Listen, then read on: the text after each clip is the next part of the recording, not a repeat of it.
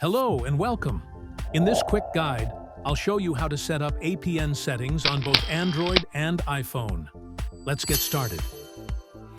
First, let's set up APN on your Android device. Open the Settings app. Tap SIM cards and mobile networks. Choose your SIM card. Tap Access Point Names. If needed, tap Add New APN. Now enter the required info. Name, as shown in the video. APN, as shown in the video. Leave all other fields as they are.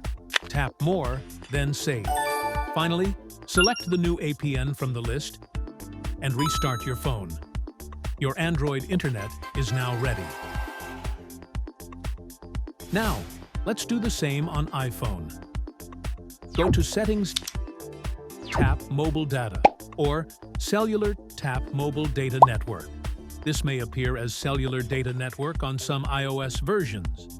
Now enter the following: APN, Internet, username, leave blank password, leave blank.